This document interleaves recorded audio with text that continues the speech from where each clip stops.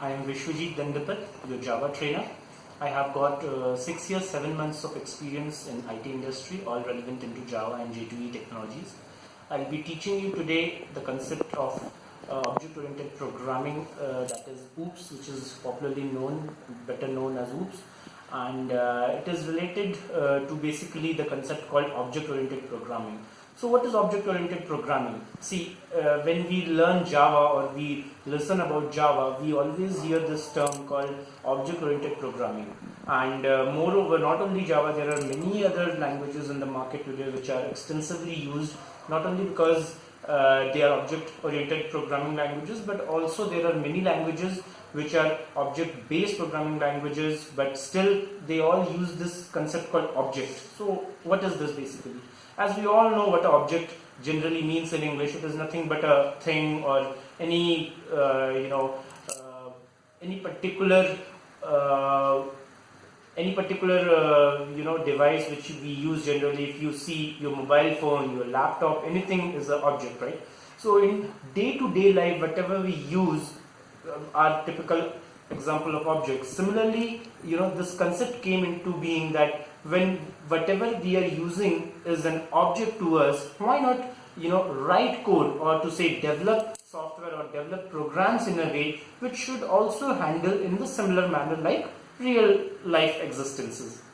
Right. So coming into our object-oriented programming, so basically if you see, object-oriented programming is based on 4 pillars.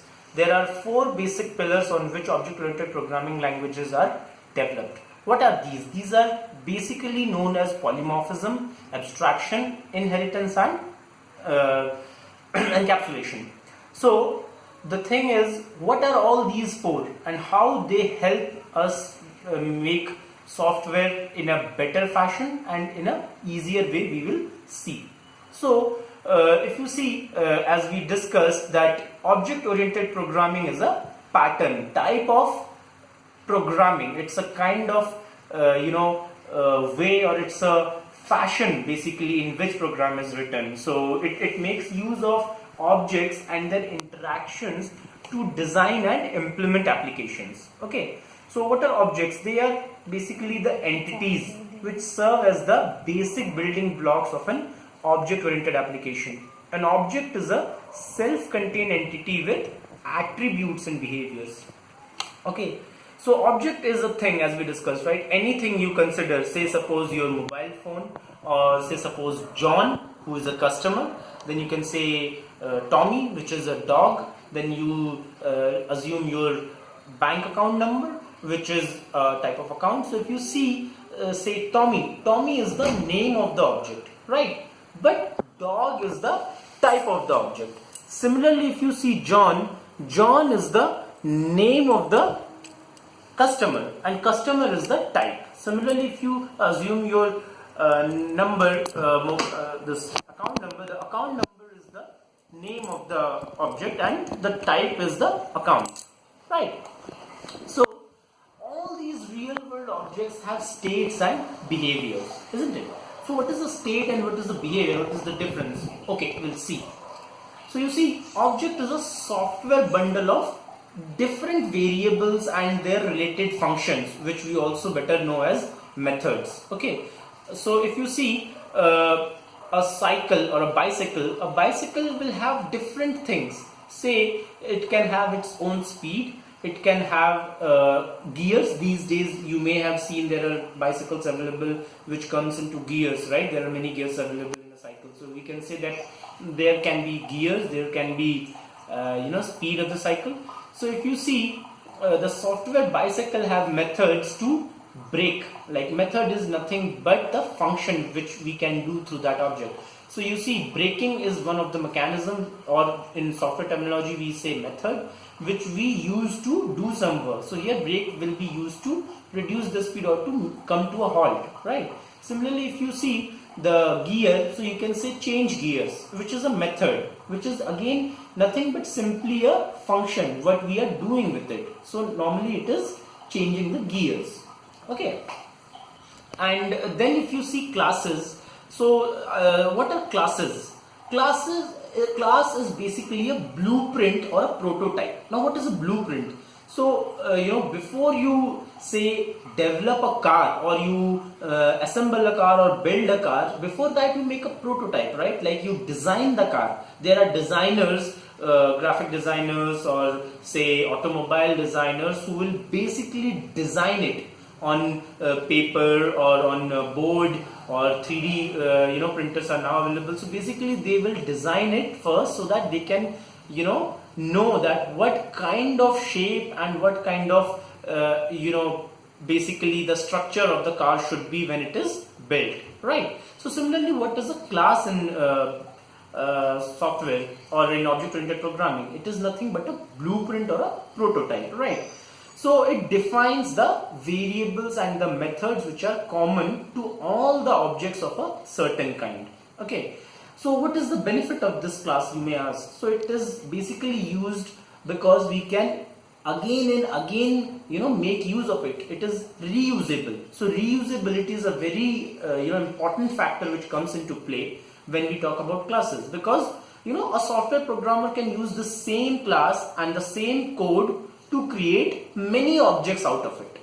I hope you understand that a class is something which we are using to create objects. So we can use this class again and again to create or generate different objects. Okay, so if you see a real car, it is an object, right? Now if you can assume any fancy car for your liking, say a Porsche or a BMW 500, so it is nothing but the class or the type. So basically BMW 500 is the class, whereas what is the object? It is the car. Okay, so class is a blueprint or template of some object. An object is the instance of this class, right?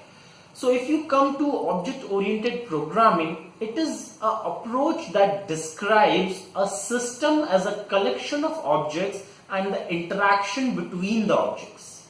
Okay, so as we discussed that there are 4 pillars basically on top of which object-oriented programming is done. So one of them is inheritance. Now as the name suggests, inheritance is the virtue by which a child object will attain the features of the parent object.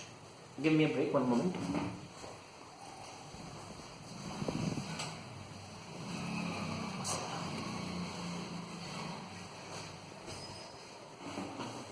Yeah.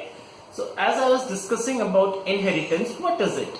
So you may have gone to different places for visiting, for sightseeing, right? Say suppose you may have gone to a zoo for watching animals, you may have gone to a park for playing, you may have gone to a museum to watch ancient things, or places like that.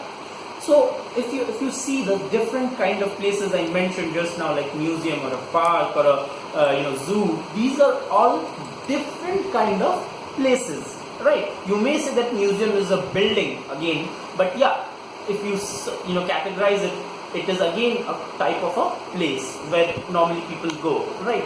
So if you see about inheritance, it is nothing but the virtue of inheriting something. What the child will inherit from the parent. Okay, so it is a process where one object acquires the properties of another. So with the use of inheritance, the information is made manageable in a hierarchical order. So it is a it's a phenomenon where a hierarchy is maintained and the flow of the properties go. So when we talk about inheritance, the most commonly used keyword would be extends and implements, isn't it? So you can say that the child object implements the behavior of the parent object, right? Or you can say the child extends the behavior of the parent. Normally if you see a child and his parents, say son and his dad, you can say this son resembles the feature or the face cut of his dad. So what is it? It is inheritance. He is inheriting, right? So these words, as I told, extends or implements, would determine whether one object is a type of another or not. So by using these keywords, we can make one object acquire the properties of another object. That is by using extends or implements. So inheritance is the concept that when a class of object is defined, any subclass that is defined can inherit the definitions of one or more general classes. Okay, so what it means for the programmer, it means that an object in a subclass will not carry its own definition of the data and the methods which are generic to the parent class of which it is a part. Okay, so this helps not only in speeding up the program development but also writing less code. It helps you in a certain way that where you don't have to bother a lot about writing again and again the same attribute or behavior of the object, because it is inheriting from the parent. Okay, so it will ensure that an inherent validity to the defined subclass object is there, right? And again it uses the greatest virtue of reusability, so you can reuse it, you can take it into use again and again, and you don't need to rewrite it all the while again. So if you try to see one example, so we can say class is vehicle, okay, and say a vehicle will have different properties, right, like color or which brand it is. So you say class vehicle, and then you can say that one of the property is brand and the other property is color, right? And if I now say that class car extends vehicle, so I'm doing nothing wrong, right? Because car is again what? A type of a vehicle, right? So I'm saying class car extends vehicle, right? Car is the child object for the class, for the parent class vehicle, right? So I can write that car will have doors, right? Again, it's a property of the car object that it will have it will have certain doors, right? Similarly, I can write class bike extends vehicle, right? Because bike is again nothing but a type of a vehicle. So if you see, vehicle is the superclass, or it is also known as base class, which will hold the common property of bike and the car, right? Now car is the subclass, or you can say derived class, which will inherit the property of the class called vehicle. And extend is the keyword which is used to inherit a class, right? So you are extending the properties of the base class by using the keyword extends. What is keyword? We will learn about this a little later in the coming stages, but as of now, this is how you